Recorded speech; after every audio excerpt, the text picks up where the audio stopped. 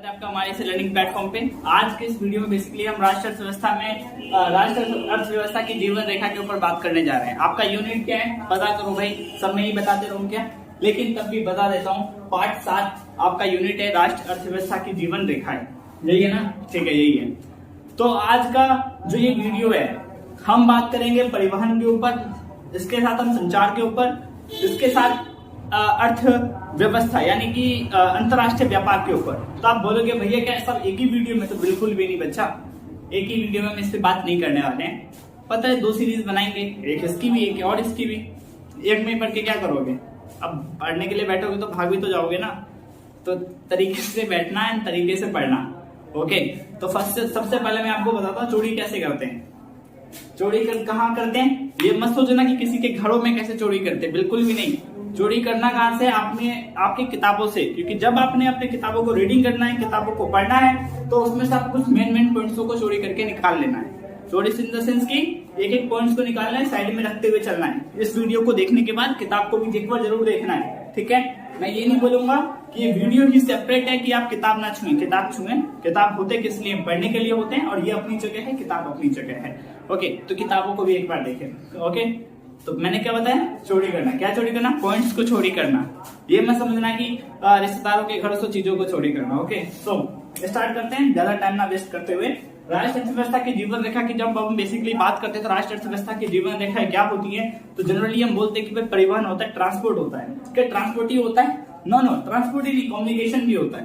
Communication ही होता है? तो बिल्कुल भी नहीं। इसके साथ हमारे इंटरनेशनल ट्रेड भी होते हैं। क्या ट्रेड ही होता है? नहीं, इसमें तो इंडस्ट्री भी होता है। लेकिन हम क्लास 10th में हैं तो हमें राष्ट्र अर्थव्यवस्था की जो जीवन रेखा है उनमें बेसिकली हमें किस चीज पे फोकस करते चलना है? परिवहन पे फोकस करते हुए चलना है, संचार पे फोकस करते हुए चलना है, इसके साथ हमें अंतरराष्ट्रीय व्यापार पे फोकस करते हुए चलना है। अंतरराष्ट्रीय व्यापार पता है ना क्या होता है? जी, इंटरनेशनल ट्रेड क्या होता है? आप एक देश से दूसरे देश में ट्रेड करते हो ना, वही अंतरराष्ट्रीय व्यापार है। तो इन सब के ऊपर किसी भी देश की जो जीवन रेखाएं हैं या फिर राष्ट्र अर्थव्यवस्था जो है इन्हीं चीजों के ऊपर चलता है। तो फर्स्ट ऑफ ऑल हम डिस्कस करते हैं परिवहन क्या। भाई ट्रांसपोर्ट क्या होता है? बहुत कहते आए ट्रांसपोर्ट, ये ट्रांसपोर्ट और ट्रांसपोर्ट फला डिगाना 10 तरीके का ट्रांसपोर्ट मान लो। ट्रेन क्या होता है? ट्रांसपोर्ट। तो जो भी होता है अभी हम डिस्कस करते हैं। सो मैं आपको कुछ कॉन्सेप्ट्स क्लियर करते चलूंगा, आप कॉन्सेप्ट समझ लें तो मुझे नहीं लगता कि चैप्टर समझने में आपको प्रॉब्लम होगी, अच्छे से समझ जाओगे।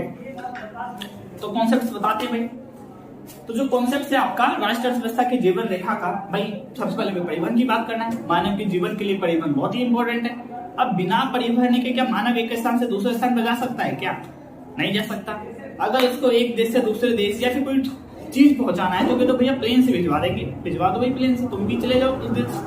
लेकिन भाई बोट भी तो चाहिए, बोट का भी तो कुछ काम है, शिप्स का, तो वो भी इंपॉर्टेंट है। तो परिवहन के कई विधाएं हैं, कई वेज हैं। लाइक आपका स्थल भी है जिसे लैंड कहते हैं, वो आपका वाटर भी है जिसको आप क्या कहते हो? जल कहते हैं। एंड आपका एयर भी जिसे आप वायु कहते हैं, एज वेल एज पाइपलाइन भी है, रेल मार्ग भी है ना?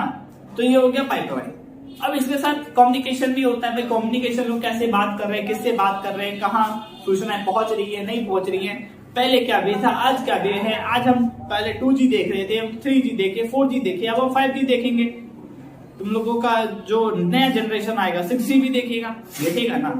तो संचार का है, इंटरनेशनल ट्रेड चेंज होते रहते हैं। आज हमारे इसके साथ संबंध अच्छे तो हम इसके साथ कर रहे हैं, इसके साथ कर रहे हैं। यूक्रेन एंड रशिया में वॉर हो गया, हमारा इंटरनेशनल ट्रेड में थोड़ा सा असर देखने को मिलेगा, ऑब्वियसली देखने को मिलेगा। क्यों भाई? हमने ऐसे सपोर्ट नहीं किया या दूसरी चीजों को लेके रशिया के हम फेवर में थे, तो रशिया का हमारा ट्रेड ऑब्वियसली इंक्रीज होंगे ना। क्योंकि भाई जो रशिया यूक्रेन का वॉर था, तो क्या इसमें कौन पिट गया? ये आपको ऑलरेडी पता है ना कौन पिट गया, ठीक है? तो इंटरनेशनल ट्रेड में भी ऐसा देखने को मिलेगा। कंटेम्पररी में बता रहा हूँ आपको, लेकिन बेसिकली आपको परिवहन पे फोकस करते हुए चलना है इस चैप्टर में। तो जनरली बात करते हैं परिवहन क्या, what is the meaning bye transport. परिवहन क्या?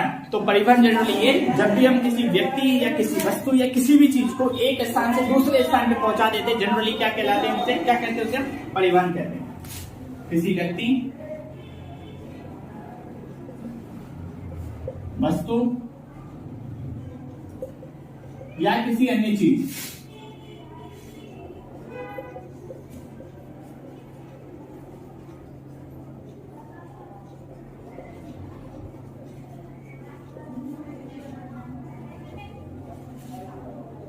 दूसरे स्थान पर पहुंचाना या ले जाना, तो ये बेसिकली क्या कहलाता है, परिवहन कहलाता है। ठीक, अब इंडियन रेफरेंस से बात करते हैं परिवहन की कितनी विधाएं हैं। तो परिवहन की जनरली कई सारी विधाएं हैं। सबसे पहले आप क्या बात करेंगे, स्थल की, दूसरा किसकी बात करेंगे, जल की, तीसरा किसकी बात करेंगे, वायु की, और चौथा किसकी बात करेंगे आप, पाइपलाइन की। बोलोगे भैया रेल मार्ग भी तो है। यस बेटा, रेल मार्ग भी है, बट रेल मार्ग तो जमीन पे चलता है ना, तो इसमें भी आप काउंट कर सकते हैं, सिंगल में भी काउंट कर सकते हो। तो मैं काउंट कर दूंगा, इसमें काउंट कर दूंगा, तो इसमें आप समझ लेना।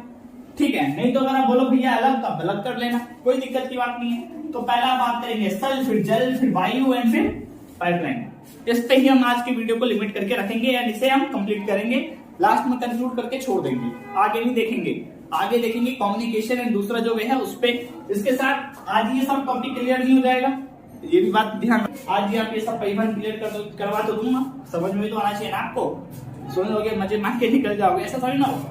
तो पहले बात करते हैं स्थल परिवहन की। मानव के जीवन में स्थल परिवहन का अपना बहुत ही महत्वपूर्ण योगदान है, क्योंकि जब तक स्थल जो है परिवहन का विकास नहीं हुआ था, तो मानव एक ऐसे दूसरे स्थान पर जाने में से बहुत कठिनाई का सामना करना पड़ता था। लेकिन जब स्थल परिवहन का विकास हो गया जैसे ही, तो ऐसे मानव के जीवन में नया बदलाव देखने को मिला। कैसा बदलाव देखने को मिला, मानव को घर से घर सेवाएं मिलने लगी। ठीक, सड़कें वगैरह का निर्माण हो गया, देश की अर्थव्यवस्था में योगदान हुआ, व्यापार करने में लोगों में सुदृढ़ता आई, संस्कृतियों में मेल जोल बढ़ा, यानी कि एक संस्कृति दूसरी संस्कृतियों से जुड़ी, एक ग्राम दूसरे ग्राम से जुड़े, एक मुख्यालय दूसरे मुख्यालय से जुड़ा, एक जिला दूसरे जिला से जुड़ा, एक देश दूसरे देश से भी जुड़ रहा है। तो ये सब कैसे हुआ, स्थल परिवहन के बदौलत ही हुआ। तो जब हम स्थल परिवहन की बात कर रहे होते हैं, तो स्थल परिवहन में बेसिकली कौन कौन से आ जाते हैं, तो सबसे पहले आ जाता है आपका यहाँ पे महामार्ग, दूसरा क्या आ जाता है आपका राजमार्ग, तीसरा क्या आ जाता है आपका जिला सड़क, चौथा क्या आ जाता है आपका ग्राम सड़क, पांचवा क्या आ जाता है आपका सीमावर्ती सड़कें, इसे क्या कहा गया, सीमांत सड़क भी कहा गया। तो ये हैं अलग अलग वेज कि भाई स्थल परिवहन में कितने टाइप्स के परिवहन होते हैं। तो ये मार्गों के हिसाब से डिपेंड करता है कि महामार्ग होता है, उसके बाद राजमार्ग होता है, जिला सड़कें होता है, ग्राम सड़कें होता है, उसके बाद सीमावर्ती सड़कें होती हैं। ओके, तो जब आप बात कर रहे हैं स्थल परिवहन की, तो मैंने ऑब्वियस बताया आपको, अगेन आप सुन सकते हैं भाई स्थल परिवहन में जनरली क्या, तो ये काफी महत्वपूर्ण है। जब स्थल परिवहन का विकास नहीं था तो मानव को कई सारी प्रॉब्लम्स फेस करने पड़ रहे थे, लेकिन जैसे ही स्थल परिवहन का विकास हुआ, मानव को डोर टू डोर सेवाएं मिली, गांव से गांव जुड़ गए, जिला से जिला जुड़ गया, मुख्यालय से मुख्यालय जुड़ गया, देश की कई ज्यादा ट्रेड वगैरह इसमें सहायता मिलने लगी। ठीक है, कई देश आपस में एक दूसरे से जुड़ गए। ठीक, रेशम मार्ग के बारे में आपको बताइए, सब स्थल परिवहन का एक कहानी है कि जैसे जुड़ता गया, मानव के जीवन में सुदृढ़ता आने लगी, मानव का विकास काफी तेज गति से होने लगा, मानव के पास शिक्षा स्वास्थ्य जैसी चीजों को अर्जित करने का जो माध्यम है वो काफी सरल हो गया। कैसे, लैंड ट्रांसपोर्ट इंक्रीज हुआ। तो अब बात करते हैं महामार्ग क्या। ठीक, what is the national highway. आप बात कर सकते हैं इसको क्या, एनएच के रूप में बात कर सकते हो। एनएच क्या है, स्टेट हाईवे क्या है, डिस्ट्रिक्ट रोड क्या है, रूरल रोड क्या है, सीमावर्ती सड़कें बॉर्डर रोड क्या है, आप इसको इस हिस्से में कैटेगराइज कर सकते हो। ओके, तो जनरली डिस्कस करते हैं महामार्ग क्या होता है, एनएच क्या होता है। क्या डिस्कस करने वाले हैं, एनएच क्या होता है। तो मुझे ये लगता है कि अब इसको मिटा देना चाहिए, बिकॉज इस तरह तो आज हम डिस्कस करने वाले नहीं, एक एक चीज को उठाएंगे, एक एक चीज को कवर करते हुए चलेंगे, जो ज्यादा बेटर होगा। ओके, तो इसको मैं फिलहाल के लिए मिटा देता हूँ, मतलब इरेज कर देता हूँ, एंड पहले इसको हम डिस्कस कर लेते हैं। पहले हम डिस्कस कर लेते हैं एनएच। तो एनएच का हिंदी में क्या कहा गया, इसको महामार्ग कहा गया। महामार्ग मतलब हाईवे। हाईवे तो आपको पता है कि भाई हाईवे पे क्या होता है, क्या रुकते हैं क्या, नहीं, कि जाम लगता है क्या, नहीं, तो एक जगह से दूसरी जगह तेज गति से पहुंचते कि नहीं पहुंचते, ऑब्वियसली पहुंचते हैं। किसी भी चीज या व्यापार या कुछ भी आप कर रहे हो तो तेजी से पहुंचोगे कि नहीं पहुंचोगे, ऑब्वियसली पहुंचोगे। मेडिकल फैसिलिटी से ये हाईवे का हेल्प ले रही है तो क्या एक जगह से दूसरी जगह पहुंचोगे कि नहीं पहुंचोगे, ऑब्वियसली पहुंचोगे। स्वास्थ्य चाहिए आपको, या शिक्षा चाहिए, या व्यापार करना है, कुछ भी करना है, तो आपके लिए हाईवे का इंपॉर्टेंस है कि नहीं है, तो ऑब्वियसली बहुत ज्यादा इंपॉर्टेंस है। तो कहते हैं भाई देश की अर्थव्यवस्था में हाईवे का अपना महत्वपूर्ण योगदान है। ठीक है, क्योंकि किसी भी एक जगह से दूसरी जगह पे अगर हमें जाना है तो हाईवे ही एक माध्यम है जहां से हम एक जगह से दूसरी जगह पे जितनी जल्दी हम जा सकते हैं, क्योंकि उसमें कोई भी रोक टोक नहीं होता, कोई भी इतना मतलब व्यवस्था नहीं होती तामझाम शहरों की तरह कि भाई आप किसी गली में फंस गए तो आप हॉर्न पे हॉर्न देते जा रहे हो, ऐसा कुछ नहीं होता। Full relax. कहाँ पे, एनएच के अंदर। अब बात कर लेते हैं इंडिया में जो एनएच है वो बेसिकली किन किन हिस्सों में क्या बांटा गया है। आपको इंडिया का मैप याद है क्या, भाई बना के देख लेता हूं मैं, पूरा नहीं बना रहा हूं, मान लो कुछ इस तरीके से है।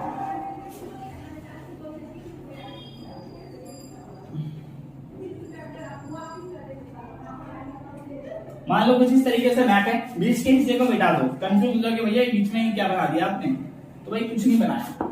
सबसे पहले हम जब डिस्कस करेंगे उसमें क्या डिस्कस करेंगे, स्वर्णिम चतुर्भुज परियोजना।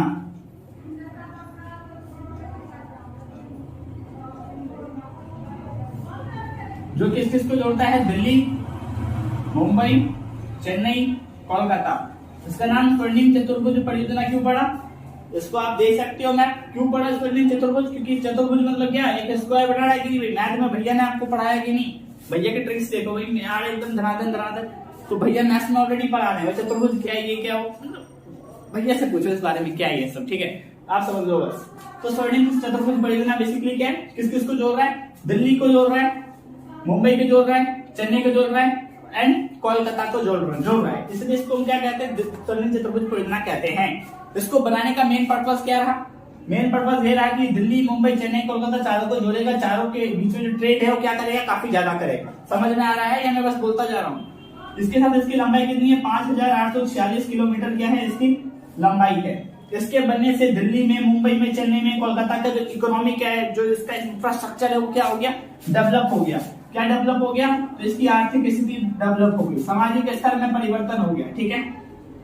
व्यापार जो है उसमें चेंजिंग आया, दूरियां जो थी, दूरियां घट के सिमट गई। भाई जो दूरियां इतनी थी, इसके बनने से फटाक से पहुंच जा रहे हैं, तुम्हें मिल रहा है किसी से पहुंचो, फटाक से पहुंच जाओगे, ज्यादा टेंशन की भी बात नहीं है। अब टेंशन की क्या बात होगी इसमें, ओके। तो स्वर्णिम चतुर्भुज परियोजना समझ में आया, किस चार चीजों को जोड़ रहा है, दिल्ली, मुंबई, चेन्नई, कोलकाता को, इकोनॉमिक रूप से काफी स्ट्रॉन्ग, सोशल रूप से काफी स्ट्रॉन्ग, ट्रेड जो है काफी ज्यादा है, इसमें दूरियां इसने कम कर दिया, लंबाई कितनी है 5846 किलोमीटर है। किसकी, गोल्डन क्वाड्रिलेटरल कहते हैं इसको, क्वाड्रिलेटरल मैंने बताया, भैया पढ़ाते हैं, भैया से पूछो भाई आप लोग, ठीक। भैया क्या होता है क्वाड्रिलेटरल, क्या होता है ये पूछना, ये मत पूछना गोल्डन क्वाड्रिलेटरल क्या होता है, ओके। तो ये हो गया स्वर्णिम चतुर्भुज परियोजना। दूसरी बात करेंगे पूर्वी पश्चिमी गलियारा। पूर्वी पश्चिमी का है, आपको पता है ना मैप में, पूरब का हिस्सा ये है, पश्चिम का ये है, उत्तर का ये है एंड दक्षिण का ये है। पता है या नहीं बताते चलो, देखिए पूरब ये है, पश्चिम ये है, उत्तर ये है, दक्षिण ये है। तो पूर्वी पश्चिमी गलियारा क्या है, जो पूरब के हिस्से को किससे जोड़ता है, पश्चिम से जोड़ता है। दिख रहा है लकीर या नहीं दिख रहा है, ये वाला बनाया हूं। तो पूर्व में कौन सा है, पूर्व में कौन सा, यहाँ पे देखो, यहाँ देखो, असम से है सिलचर, और पश्चिम में क्या है,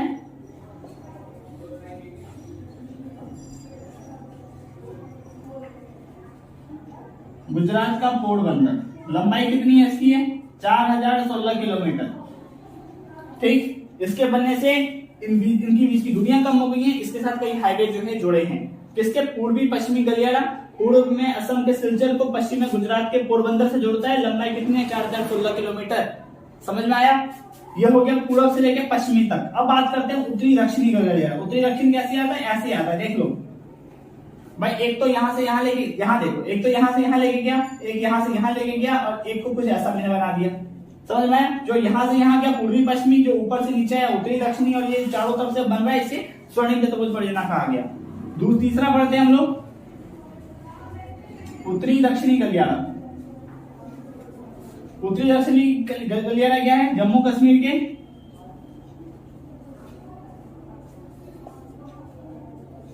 श्रीनगर को तमिलनाडु के कन्याकुमारी के साथ जोड़ता है। जम्मू कश्मीर के श्रीनगर को तमिलनाडु के कन्याकुमारी के साथ जोड़ता है। सॉरी, इसकी जो लंबाई है कितनी थी आपकी, इसकी जो लंबाई है 3640 किलोमीटर है, इसकी जो लंबाई है 4016 किलोमीटर है। मैं खुद कंफ्यूज हो गया यार सब लोग को पढ़ाते, ठीक है। तो सबसे पहले मैं बात क्या, उत्तरी दक्षिणी गलियारा क्या, जम्मू कश्मीर के श्रीनगर को तमिलनाडु के कन्याकुमारी जोड़ता है। लंबाई कितनी 4016 किलोमीटर की, यानी कि यहाँ से अगर यहाँ आना है तो 4016 किलोमीटर, यहाँ से यहाँ 3640 किलोमीटर, और उत्तरी दक्षिण गलियारा जोड़ना तो 5846 किलोमीटर। तो क्या बताया मैंने, किसके बारे में बात कर रहा हूँ, तो मैं बात कर रहा हूँ एनएच के बारे में। तो एनएच के बारे में स्वर्णिम चतुर्भुज के बारे में बताया, पूर्वी पश्चिमी गलियारा के बारे में बताया, उत्तरी दक्षिण गलियारा के बारे में बताया। आया समझ में? नहीं आया समझ में? कोई बात नहीं, बहुत अच्छा है, ऐसी पढ़ा करो, ठीक है। तो हटाओ तुम। उसके बाद आते राजमार्ग। राजमार्ग सेंस की क्या, तो इसका नाम है स्टेट हाईवे। राजमार्ग क्या है, लिख देता हूँ यहाँ पे, एसएच का मतलब स्टेट हाईवे। तो स्टेट हाईवे जनरली क्या, तो स्टेट हाईवे है जो एक राज्य को दूसरे राज्य से, दूसरे राज्य को तीसरे राज्य से, तीसरे को चौथे या कई राज्यों को जो आपस में जुड़ता है जो मार्ग, उसे हम स्टेट हाईवे कहते हैं, ठीक। अब स्टेट हाईवे के अंदर भी छोटे छोटे जो आपने सुना होगा एक हाईवे होता है जिसे क्या कहते हैं, आपने देखा है कि आपके क्षेत्रों में जो हाईवे होता है पीडब्ल्यूडी बना रहता है, पब्लिक वर्क डिपार्टमेंट, जनरली देखा होगा। तो इस प्रकार के हाईवे का निर्माण पीडब्ल्यूडी करता है। पर जो आप जो बाकी हाईवे देखते हैं राष्ट्रीय स्तर पे एनएच को देखते हैं, उसका निर्माण कौन करता है, NHAI, national highway authority of India. कब एस्टैब्लिश किया गया था एनएचएआई को, कब किया गया था, 1995 में। किसने भाई तू हाईवे बनाएगा, तुम्हें भी तो कोई काम दिया गया ना, तू 10वीं पढ़ेगा, अच्छे से पढ़ेगा, एकदम मतलब कुछ भी एकदम अच्छा करेगा तू, लेकिन इसका भी एक पर्पस है, अपना पर्पस पूरा कर रहे हैं ना, तो तू भी ये लोग अपना पर्पस पूरा कर, ठीक। दूसरा आता है स्टेट हाईवे। स्टेट हाईवे का ना काम बेसिकली पब्लिक वर्क डिपार्टमेंट पूरा करता है, ठीक है। अब जो तीसरे जो हमें बात करनी है, किससे बात करनी है, जिला सड़कें। जिला सड़कें क्या होता है, जो जिला के मुख्यालय को, सॉरी एक जिला को दूसरे जिला, दूसरे जिला को तीसरे जिला, जो जिलाओं को आपस में जोड़ता है, इस प्रकार के सड़कों को जिला सड़कें कहा गया। ग्राम सड़कें जो एक ग्राम को दूसरे गांव को, दूसरे गांव से तीसरे, जो आपस की ग्रामों को जोड़ता है, गांवों को जोड़ता है, उसे रूरल रोड कहा गया या फिर ग्रामीण सड़कें कहा गया। अब जो मेन आता है वो आता है क्या, सीमावर्ती सड़कें। कहाँ लिखूं भाई, तू लोग तो लिखने का जगह नहीं दिया, चलो इसको मिटाता हूँ, यहाँ लिख के बताता हूँ, ठीक है। डायलॉग भी मार रहा हूं मैं। सीमावर्ती सड़क, इसका काम कौन करता है, डीआरओ। नाम क्या है पूरा, बॉर्डर रोड ऑर्गेनाइजेशन। कब बनाया गया इसको, 1960 में बनाया गया। बनाने का मुख्य काम क्या था, सीमांत के सड़कों का निर्माण करेगा।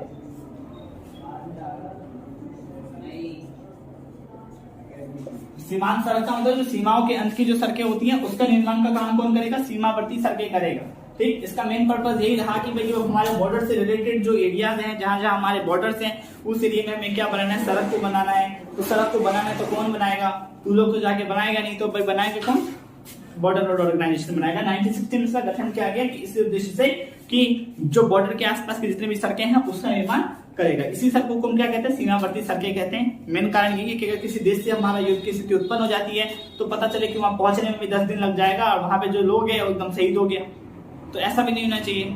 हाँ भाई साहब, वहां पे बहुत हुआ, हम फटाक से पहुंच जाएगा, वहां पे हम लोग तेजी से चले जाएंगे। तो इसीलिए एक मतलब एक स्थान से उस सीमांत तक, सीमा के अंत तक पहुंचने में फटाक से पहुंच जाएंगे। तो यही जो चीज है वो क्या है आपका, क्या है, सीमावर्ती सड़कें।